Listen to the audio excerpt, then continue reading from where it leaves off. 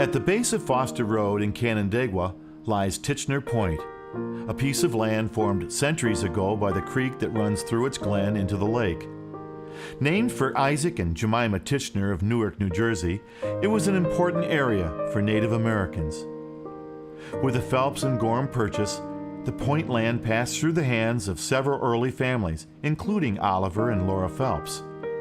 A man named Stiles opened a tavern and cider mill near the point shortly after 1800.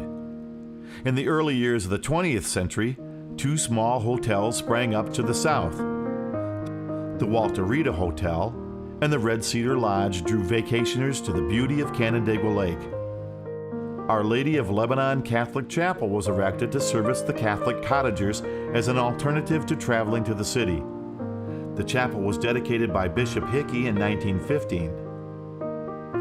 A statue from that chapel was relocated to the east of the retreat house, where it can still be seen today.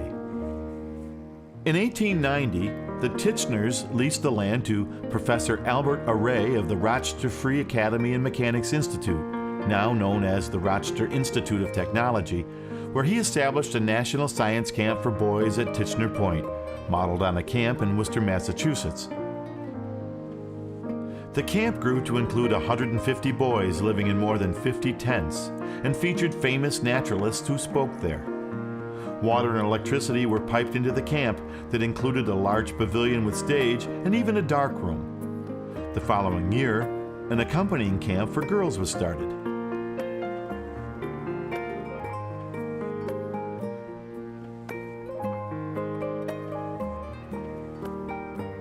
Campers came from large cities and towns throughout the East, and there was no doubt as to the social class that became its campers.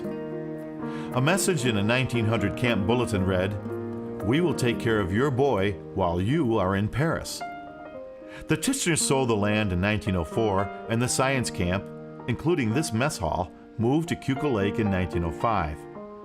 Over the years, the former science camp became the home of the Rochester Boy Scouts and local YMCAs. Professor Albert Airy, who started and ran the Natural Science Camp here on Tichenor Point, was indeed well ahead of his times. Not only did he teach theologies without a book, it was all field work, but also it was perhaps one of the very first co-ed camps in the United States. This is not surprising given that Professor Albert Airy had 4 daughters and a wife who assisted him in not only setting up the camp, but participated in the day-to-day operations throughout the entire life of the camp. In fact, it is said that Mrs. Airy created and sewed all of the tents for the first year that they started the camp.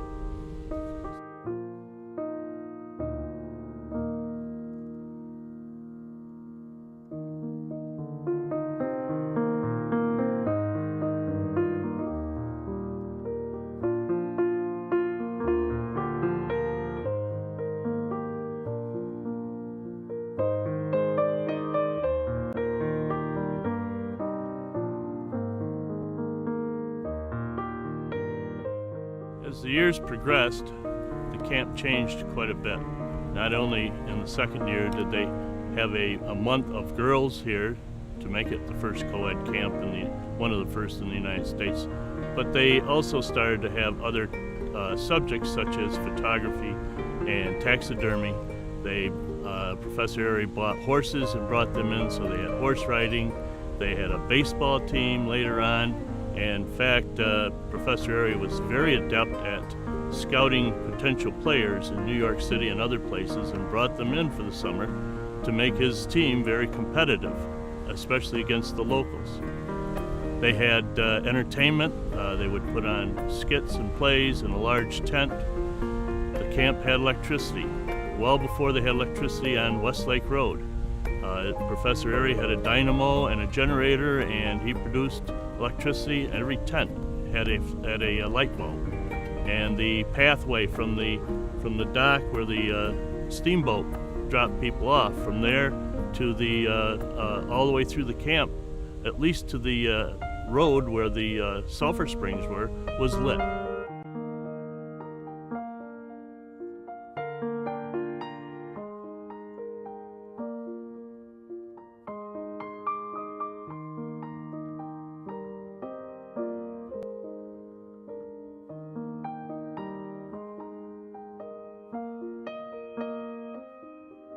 The natural setting here made the teaching of ologies very easy.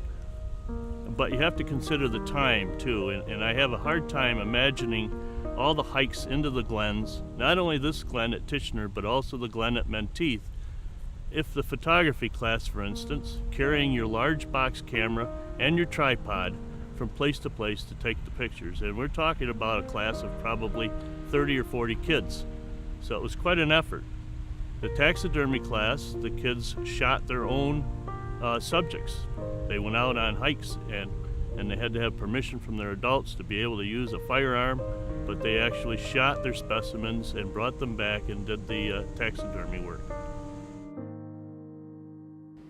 A major attraction at the point was the sulfur spring that was revered for its medicinal purposes. Initially, the trough was a hollowed-out log used by people and horses alike for its curative powers. The communal tin cup was ever present. In the 1920s, a planned community was proposed for the area and was to be called Silver Springs. About 1922, there was a fellow in Canandaigua who had a Ford agency, and he bought the Tichenor Point property with the idea of developing it into what he called the Silver Springs Colony Scheme. Way ahead of his time. Had a park, had a farm up and back that would supply eggs and milk and produce to the people down here, a little store up there that provided all the other necessities that they might need. And it was just a wonderful thing, but never got off the ground. And then about 1923 or 24, a fellow by the name of Jack Gorham from Rochester, who was treasurer of Eastman Kodak Company, decided he wanted to live on the lake someplace. He didn't care where, as long as he didn't have to drive to work in the morning in the sun in his eyes in the afternoon going back. So Canandaigua Lake really fit the bill. And he started driving around and he saw a poster down here with land for sale. And he bought 3 lots on the lake, which at that time sold for $15 a front foot. And he bought 4 lots up along the creek, which sold, I think, for around $7 or $8 a front foot. Land across the road was selling from $3 to $5 a front foot. And of course, this just never really went anyplace. He was way ahead of his time. He bought the land, built 2 cottages, boathouse, and summered here for 50 years. And we met them later in life, and we bought the property from them in 1972 and have been living here ever since in the summer. We have not changed anything. It's been a wonderful spot, rustic, nice, no McMansion at all. Just a lovely spot to enjoy. Today, it's inhabited by lovely year-round homes grown out of vacation homes built there over the years that were a result of an idea ahead of its time.